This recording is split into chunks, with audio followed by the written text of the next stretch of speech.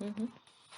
Moraï Rabotaï, nous allons à présent essayer d'étudier la paracha de cette semaine, parachat Balak. Étrange qu'on donne dans la Torah le titre d'une paracha au nom d'un personnage tout à fait répugnant, en l'occurrence Balak, qui était roi à l'époque de Moab et qui avait demandé l'assistance du prophète des nations, entre guillemets, Bilam, afin de maudire le peuple d'Israël qui se trouvait juste en face de Moab. Et c'est ce que dit le premier verset, Vayar Barak ben Tzipor et kol asher asa Israël laimori. Vayar, il a vu, Mhm. Ain Ra'a, D'accord. hein? Il y a des œufs qui sont bons, il y a des œufs Ain Ra'a. Vayar Balak, qu'est-ce qu'il a vu? Qui c'est ce Balak? C'est le fils de Tzipor. Qu'est-ce que ça veut dire Tzipor? Tzipor, c'est un oiseau. Mhm. Selon le Midrash et selon la Kabbalah, c'était un espèce de magicien qui avait utilisé une espèce d'oiseau qui était moitié or, moitié argent, avec un bec sur lequel il avait un os d'un mort qui s'appelle Yiddouani. Et ainsi il faisait ses mythologies magiques. Mhm. Mais ça ne lui plaisait pas. Il avait au-dessus de lui un homme plus important qui s'appelait Bilam, qui vivait en Aram, et il a demandé son concours, étant donné que la parole de ce personnage affreux avait permis dans le passé de maudire Moab et Ammon afin que Sihon et Og, Melech Haemori, puissent les conquérir ces deux pays. Mhm. C'est dit, puisque ça a réussi, alors je vais l'utiliser également. Et il donc va adresser des messagers, des princes, pour implorer Bilam afin de venir. Et à plusieurs reprises, une fois, deux fois, il renvoie des princes encore plus importants pour que Bilam puisse accepter. En dépit du fait que, soi-disant, Bilam avait dit au messager de Balak, Dieu ne veut pas que je me rende pour maudire le peuple. C'est ce que lui avait dit Balak, lui a dit, Lechana arali et ta'amazé. Je t'en prie, viens donc, afin de maudire li, ara, li. Il ne s'est pas rendu compte qu'en disant cette phrase, tu vas maudire, non pas Moi. pour moi, mais tu vas maudire moi. Mm. C'est exactement ce que Haman avait dit. La femme de Haman avait dit, tu vas préparer une potence pour qui? Pour Mordechai. D'accord? Mhm. Et à la fin, il est dit, il a été pendu dans la potence Asher l'eau qu'il avait préparée pour lui. On croit que c'est pour lui, pour Mordechai, mais c'est pour lui même. Donc il faut se méfier d'avoir une attitude négative parce qu'elle peut se retourner. C'est comme le boomerang sur la personne elle-même. On raconte justement que nous ne devons pas avoir des mots difficiles et durs, même vis-à-vis d'un un individu qui est loin de nous. D'ailleurs, Shlomo Amelech a dit, il vaut mieux ne maudire que maudire. Mm. Il vaut mieux se taire plutôt que de parler et ne pas vouloir adresser. Ce qui est étrange, c'est que Balak demande à Bilam de maudire Israël au lieu de lui demander de bénir qui? Son peuple, Son peuple à son lui. armée. Exactement. Ça me paraissait de loin plus intéressant. La Gemara raconte qu'un jour un rabbin avait appris que une des manières barminan d'insulter quelqu'un, et je ne vous conseille pas de le faire Moraï Verabotai, c'est il y a un moment dans la journée très très petit, une fraction de millième de seconde où Dieu se met en colère, barminan, d'accord? Il faut profiter de cet instant rapide pour dire du mal de quelqu'un. C'est 1,58 d'une seconde. À peine le temps de dire le mot Kalem, détruis-les. Et Akadosh Baruch Hu peut transformer le mot Kalem qui est dans la bouche de Bilam en un seul mot, Melech. C'est le contraire de Kalem. Kalem c'est Kaf Lamed Mem. Melech ça veut dire waouh, Troat, Melech, beau. Comprenez? De là l'importance de ce que j'appelle le notaricon, c'est-à-dire le faire de changer des lettres dans un mot, et tu peux changer toute une actualité, tout un événement, c'est absolument extraordinaire. De la même manière, la rencontre de Bilam et de Balak, pour moi, signifie tout simplement qu'à eux deux, ils vont réussir, ils vont tenter de réussir d'être pire que qui? que Amalek. D'où je le sais? Parce que Belam, Balak, la fin de Lak, ça donne quoi? Amalek. Amalek. Et qu'est-ce qu'il leur reste? Bel, il reste Amalek. D'accord? Oui. Et de la même manière, méfie-toi si quelqu'un y vient et il te dit, soi-disant, Salam Alek. En deux mots. En vérité, il voulait le dire en un mot. Et les deux autres mots, c'est quoi? Salam Alek. Ouais. C'est pas Salam Alek, Salam Alek. Donc je reviens. Un jour, un rabbin dans le Talmud, il était vraiment embêté par des voisins qui l'embêtaient sans arrêt. Et alors il a dit, je vais les maudire. Ils sont honteux. Mais il est arrivé à une telle extrémité. C'est pas beau, mais il est arrivé. Et il a appris que, comment est-ce que je sais quel est le moment où Dieu, dans la journée, il se met vraiment en colère et que je vais en profiter moi? C'est quand je vois un coq qui a une crête. La crête, en général, elle est rouge. Oui. Dès qu'elle vient blanche, c'est ce moment-là que tu dois utiliser pour insulter ton voisin, barmenen. D'accord? Il faut que ça soit blanc, pas qu'il y ait des rayures blanches, entièrement blanches. Qu'est-ce qu'il a fait? Et il pensait que cet instant-là se trouvait pendant la nuit ou juste un peu l'aurore, le lever de l'aurore. Il a acheté un coq, il l'a mis au pied de son lit, il s'est mis à dormir, et il a posé son coq sur des cendres, c'était comme ça, et il s'est dit, tiens, je vais rester comme ça. Et dès que je vois que la crête, la carbolette du coq devient blanche, je vais maudire mon voisin. Mais en vérité, qu'est-ce qui s'est passé? Il s'est endormi. Donc il n'a pas eu la possibilité de voir La différence de comment couleur. le rouge est devenu blanche dans la crête. Et là-bas, la Gemara a dit, c'est honteux, il ne faut pas agir de cette manière et utiliser des méthodes de ce genre. Voilà. Et donc, cette rencontre, finalement, qui va se réaliser entre Balak et Bilam, d'ailleurs chez nous, en yiddish, Balak, on dit Der Belk, fais attention, tu as compris? Et Bilam s'est présenté comme un double personnage. Pour certains, c'était une belle âme, Nahon, mais pour d'autres, pour moi, je dis que c'est un blâme. Voilà. Puisqu'on parle de la force des mots dans cette paracha, c'est la force des mots, comment ils peuvent avoir une influence. Certains ils disent pourquoi Dieu a choisi cet homme pour réaliser cette mission et transformer les malédictions en bénédictions. C'est probablement, et les nations étaient fières parce qu'ils ont dit au bon Dieu un jour, mon Dieu, tu as donné la Torah à Israël, mais nous, si on se comporte mal, c'est parce que tu ne nous as pas donné la Torah, donne-nous la Torah, donne-nous un homme comme Moïse. Hachamim, ils ont dit, voilà pourquoi Kadosh Baruch Hu a choisi un homme extraordinaire, entre guillemets, comme Bilam, qui avait vraiment la force d'un prophète du roi HaKodesh, et de savoir comment il allait utiliser ce don exceptionnel en vue de faire du bien aux nations, puisqu'il était le prophète des nations, Nahon. Au lieu d'être le prophète des nations, qu'est-ce qu'il est devenu? Le prophète d'En à Sion. T'as compris? Oui. La haine contre Sion. C'est incroyable. C'est comme, il va le dire lui-même, Adonai Badad Yanchenu, Ven'imo El Nechar. L'Éternel, il va créer le peuple juif comme étant séparé de toutes les nations. Nahon? On va le voir dans les brachot. Et donc, au bout de plusieurs interventions, Bilam accepte de se rendre auprès de Balak pour maudire le peuple. Mais en vérité, il ne va dire que ce que Dieu va lui mettre dans sa bouche.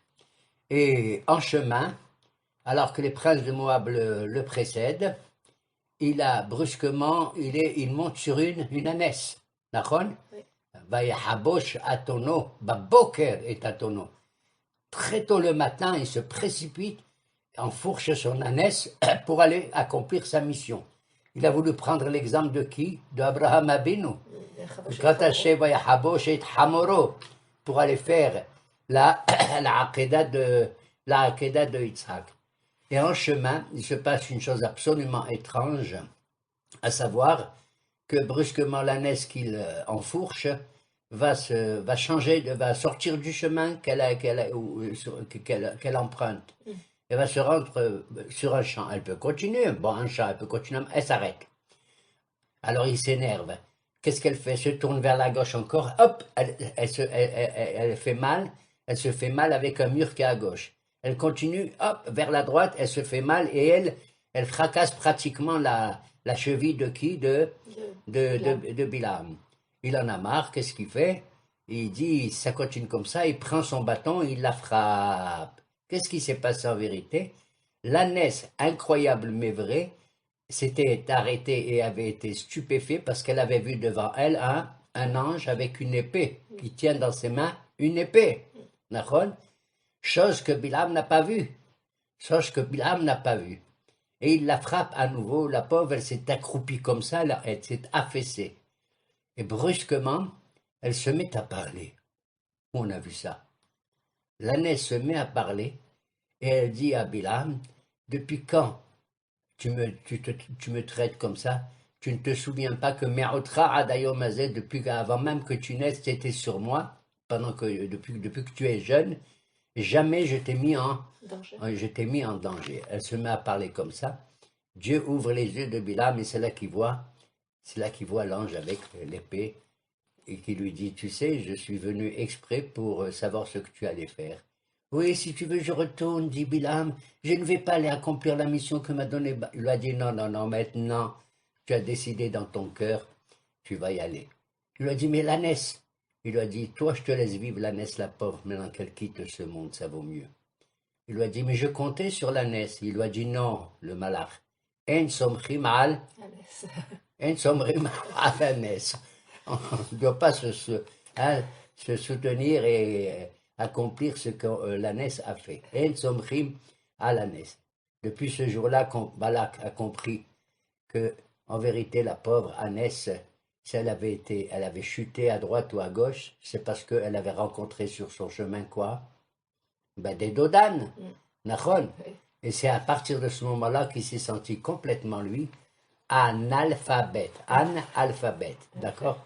Je ne veux pas dire non plus anachronique ou d'autres ânes, d'accord, mais ça suffit largement, n'est-ce pas? Et c'est ainsi qu'en dépit de tout, il se rend auprès de qui? De Balak, d'accord? Alors, Balak va le conduire dans 3 endroits différents. Le premier endroit s'appelle Bamoth Baal. C'est une espèce de falaise, n'est-ce pas, au-dessus de laquelle il peut avoir une vue générale sur l'ensemble de qui? Du peuple juif qui veut maudire. Et la tactique de Bilam a été de dire à Balak, d'abord tu vas me construire 7 hôtels, Shiv'a Misperot, et sur chacun d'entre eux tu vas faire 2 korban, par Va'aïl, une vache, un veau et un bélier. En tout, il va faire à 3 reprises 7 hôtels avec 2 sacrifices, ce qui fait 7 fois 3, 21, 2 fois et 2 sacrifices dans les 21, ça fait 42. Ça évoque quelque chose que je ne veux pas ici, au niveau du Nistar, le dire, même bête, d'accord? Et ainsi, il va commencer sa première intervention, Neum Bil'am, oracle de moi Bil'am. Nofel ou shtum einaim, même si je tombe sur ma face par la pression de l'Esprit Saint, mais j'ai les yeux ouverts. En vérité, on raconte qu'il avait un seul œil, d'après certains. Et voyez leur chefi qu'il marchait un petit peu boiteux parce que l'ânesse avait frappé sa cuisse contre le mur. Et c'est ainsi qu'il commence à adresser sa première bénédiction ou malédiction, je ne sais plus ce qu'il faut dire. À l'intérieur de son cœur, c'était une malédiction, mais ce qui sort de sa bouche est une bénédiction, puisque seuls les mots que Dieu lui met dans sa bouche arrivent. C'est extraordinaire de voir qu'un homme, il peut parler de lui-même, si c'est vraiment avec une bonne intention, c'est merveilleux, quand la parole, elle vient d'un cœur généreux. Aval, s'il a un cœur qui n'est pas généreux, Barminan, les mots qui sortent, c'est terrible. Et alors, Akadosh Baruch Hu, maintenant, va parler à sa place. Ça peut être négatif ou positif, une telle histoire. D'accord? Oui. Ça peut être positif ou négatif. Négatif dans le sens que Dieu va à l'encontre de la volonté de l'homme. Mais ça peut être aussi positif, étant donné qu'Hachem est obligé d'intervenir pour que le bien règne dans ce monde. D'accord? Et c'est ainsi que Bilam va ouvrir sa bouche et il va adresser sa première bénédiction. En vérité, il a à trois reprises, on va le voir dans 3 secteurs différents, bénir le peuple d'Israël. Pourquoi 3? Pourquoi 3? La première qu'on va voir maintenant, c'est pour quand tu veux bar minan maudire quelqu'un, tu vas maudire d'abord son passé, après son présent et après son avenir. C'est ce qu'il va faire Bilam. Pour maudire, par exemple, si tu veux faire en sorte qu'un arbre ne produise plus des fruits, etc., tu peux soit couper ses branches, mais les branches elles vont repousser. Tu peux enlever ses fruits, mais les fruits vont repousser d'autres fruits. Alors le mieux, c'est de t'attaquer à quoi? À la racine de l'arbre, le shoresh. Et que ce malin méchant de Bilam, il va d'abord maudire non pas le peuple juif, mais ses origines, son passé. Qui c'est le passé? C'est Abraham, Yitzhak et Yaakov. Et voici les mots qu'il va employer pour les maudire. Ki merosh tsurim mar'enu. Umegibbaot ashurenu. Oh là là, mais je vois les origines du peuple juif et de ses racines. Si je les vois, des rochers, c'est au sommet des rochers merveilleux que je les vois, et au sommet des collines. Qui c'est les rochers? C'est les Havot, les patriarches. Qui c'est les collines? Les matriarches. Et il est complètement interloqué. Et Balak, il entend tout ça. C'est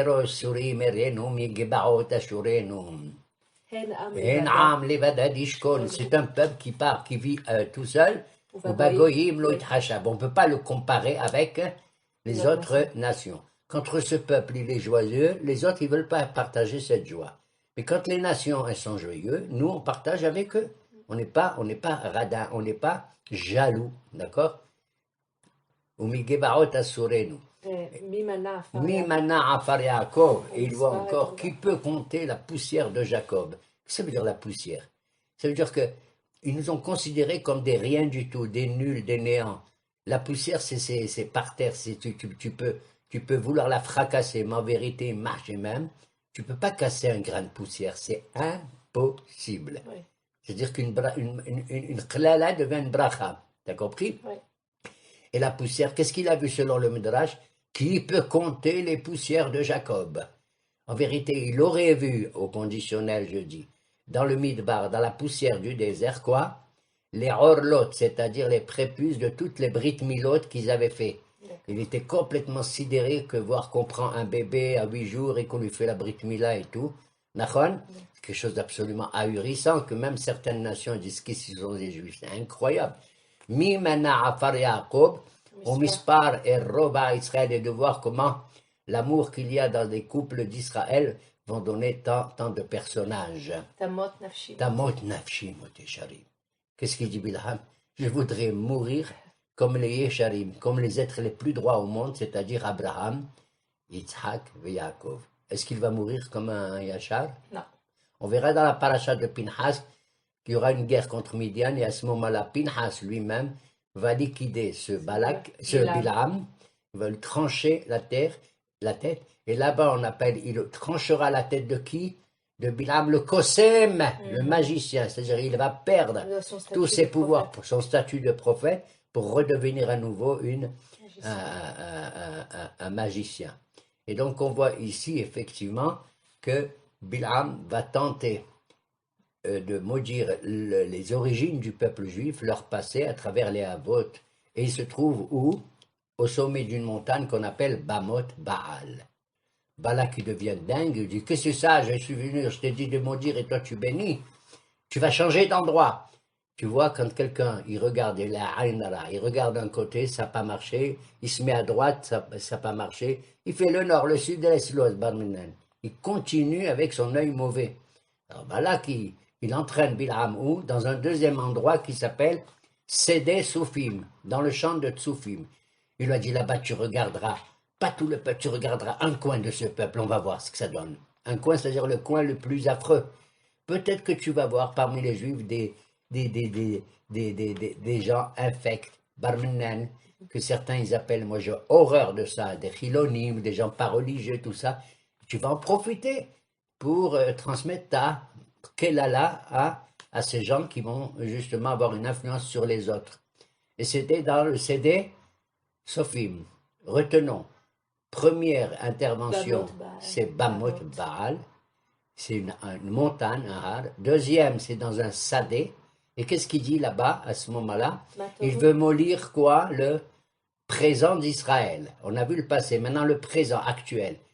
Il voit Matovu, Alecha Yaakov, Mishkenotecha Israël. Quelles sont belles tes tentes, ô Jacob, et tes demeures, ô Israël. Qu'est-ce qu'il voulait dire par là? Hein? Il a vu que les tentes, elles étaient toutes dirigées d'une certaine manière, que leurs portes n'étaient pas en face des portes des voisins. C'est-à-dire, il a vu que chez nous, on respecte la notion de la vie privée. Tu ne dois pas regarder ce qu'il y a en face et ce qui se passe chez l'autre. Et c'est vrai, même au niveau, je veux dire, de nos rencontres avec des amis et tout, ne cherche pas à savoir et à creuser sur d'où il vient l'autre et combien il travaille, et combien il touche et combien... Hein, il suffit de se rencontrer et de partager nos sentiments et tout sans entrer dans la vie intérieure des gens. C'est ça qu'il a voulu dire. Matovu alecha Yaakov mishkenotecha Israël. Et nos Chachamim disent qu'est-ce que c'est Ohalecha mishkenotecha? C'est les baté knesiot et les baté midrashot. C'est-à-dire même lorsqu'il y a une situation difficile où on se trouve en exil, on n'a pas de force, on n'a pas de police, on n'a pas de direction au milieu des nations, hein, dans l'exil, mais au moins il nous est resté quelque chose d'extraordinaire, c'est les baté knesiot et les baté midrashot. Batovu. D'ailleurs, c'est marrant parce que surtout c'est des Ashkénazes et nous on l'a adopté. Quand on fait un mariage, on chante quoi? La phrase de Bilham. Il y en a qui ont horreur de ça. Mais en vérité, bon, c'est entré dans notre usage. Matovu ale, Yaakov. Tu te rends compte? On utilise la phrase de Bilham et pas celle d'un Moshe Rabbeinu, d'un Yaakov qui ont donné aussi leur bénédiction. Je pose une question. Je m'en fous, moi, de cette histoire. Pourquoi on me raconte toute cette histoire de Bilham? Il ne fallait pas l'écrire du tout. Si, il fallait l'écrire. Mais si je regarde les bénédictions de Yaakov, je vois, c'est des bénédictions. Mais ici ou là, il y a quand même des critiques qu'il a vis-à-vis de ses propres enfants. Par exemple, vis-à-vis de Shimon et Lévi. Ils se mettent en colère. J'aime pas que mes enfants ils soient en colère, qu'ils ont fait ce qu'ils ont fait à Shrem et tout, et tout, et tout. Mais même un mot dur de la part d'un père, c'est quelque chose qui sort de son cœur, il aime ses enfants. Hein? Ohev beno Hoser beno shipto ben Hoser shipto. Celui qui déteste son fils, il n'utilise pas parfois quand il le faut, son bâton. Il n'utilise pas parfois son bâton. Shlomo HaMelech alav shalom lui-même a dit, il a dit une chose extraordinaire, il a dit, je préfère Neshichat Ohev, Mineshikat Oyev. Il y a écrit sonné, mais moi je dis exprès Oyev. Pourquoi? Regarde dans les mots, c'est extraordinaire comment la Torah elle est. Noshech Ohev, celui qui mord un ami, ça vaut mieux que celui qui embrasse un ennemi. T'as compris? Le baiser d'un ennemi, je le rejette, j'en ai pas besoin de son baiser. Je préfère la morsure d'un ami. Comprenez? Pourquoi? Parce que la morsure d'un ami, elle vient pour me corriger. Elle vient dans un sens positif. Alors que le baiser d'un ennemi, chlet. Et tu vois comment, même au niveau étymologique, il y a un rapport étrange entre Neshicha et Neshika. Et exactement un rapport entre Ohev et Oyev. À tel point que le pauvre Iov, quand il a écrit son livre, hein, il a dit au bon Dieu, mais dis-moi, pourquoi tu m'as donné tout ce mal et tous ces malheurs et tout et tout? Dis-moi Dieu, tu sais pas lire? Au lieu de Iov, tu m'appelles Oyev? Incroyable. Ça sort de la bouche de Iov, de Job le malheureux. Pourquoi je parle de Iov, je ne sais plus. Mais Akadosh Baruch Hu a fait exprès de mettre ça dans ma bouche.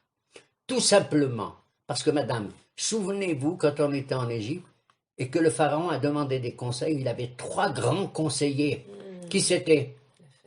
Il y avait Iov, Bilham et Yitro. Ta ta ta ta. Aïe aïe aïe, il était déjà là-bas, Bilham. Il dit à Bilam, dis-moi Bilam, qu'est-ce que je fais avec ce peuple-là? Hein?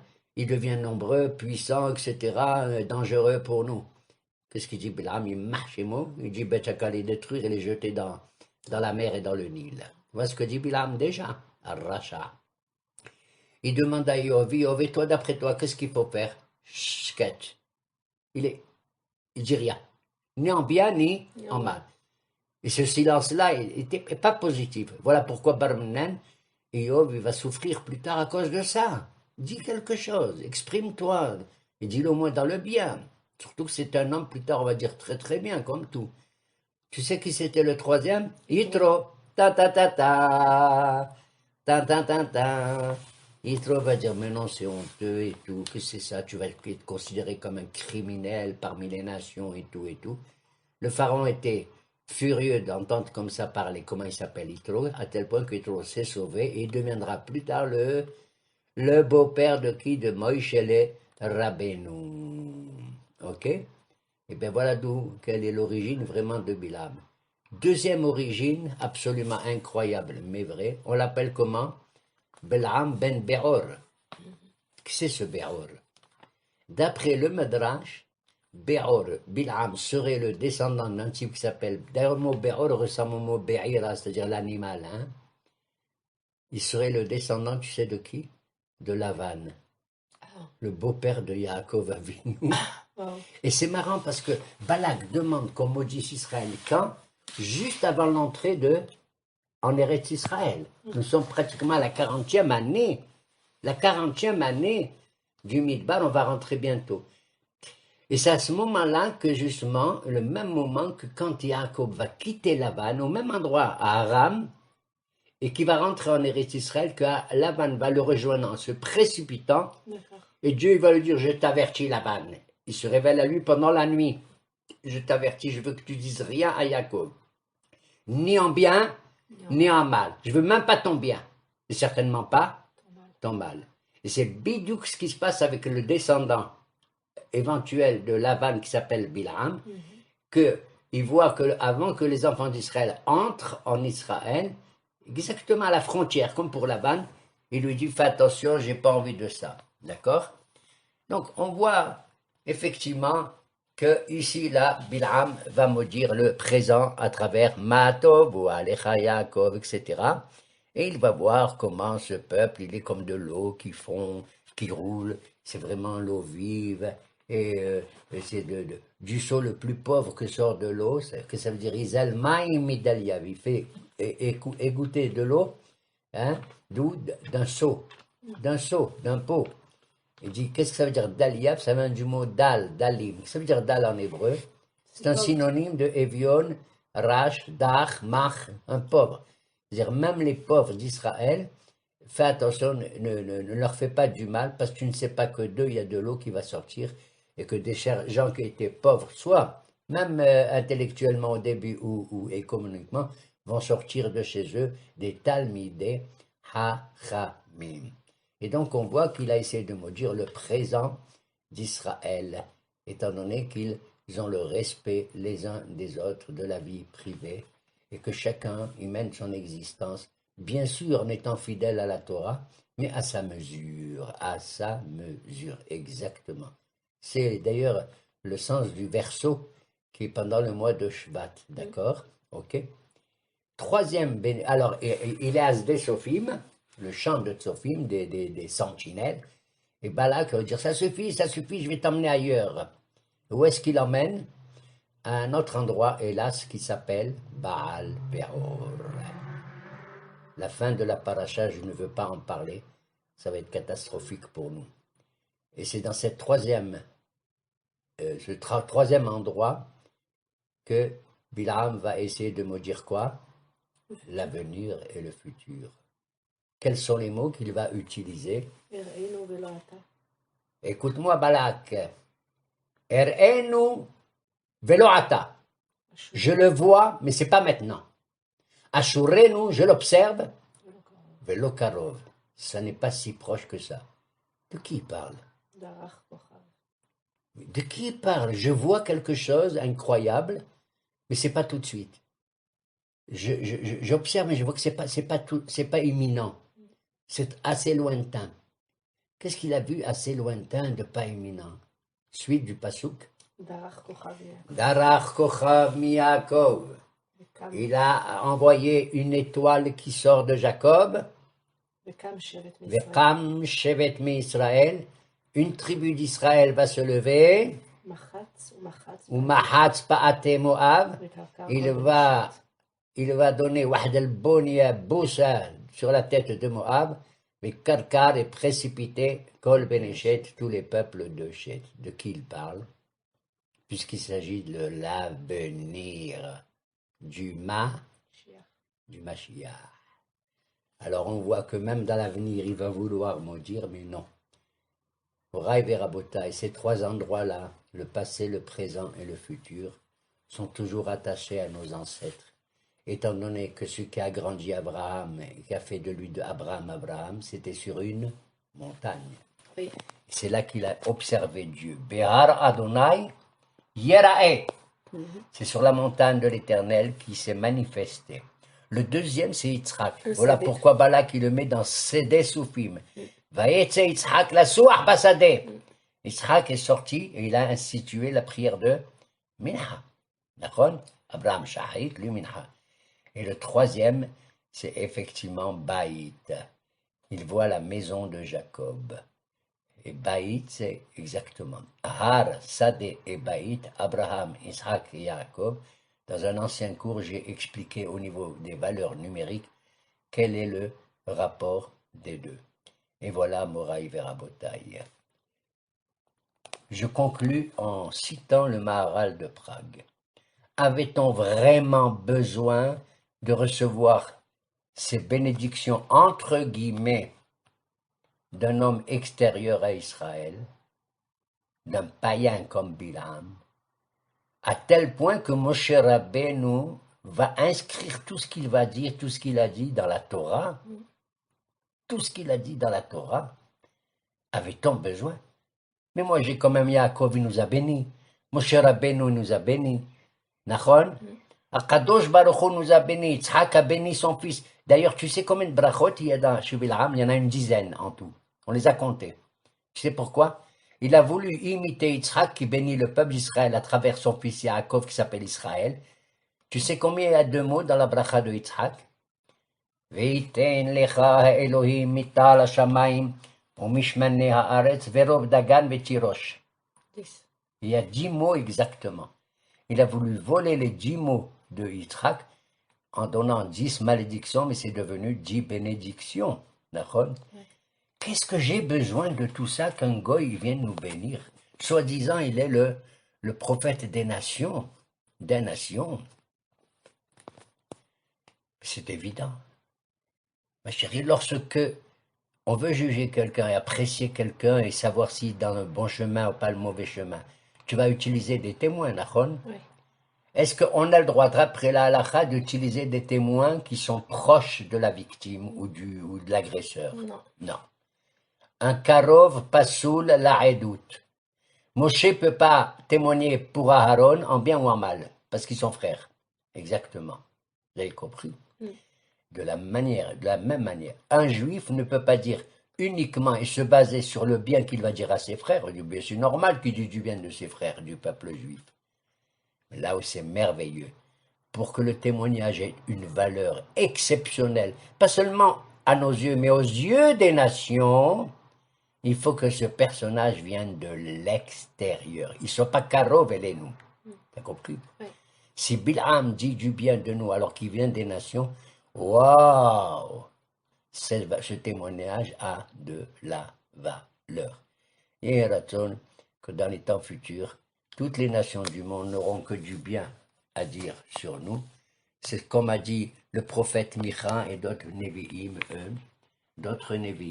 qui en général, ils nous ont toujours critiqués parfois, mais ça vient de chez nous. Nous, on sait se critiquer. Mais si on veut dire du bien de nous, si ça sort de la bouche des autres, c'est merveilleux. C'est ce qu'a dit le prophète Zacharie et d'autres.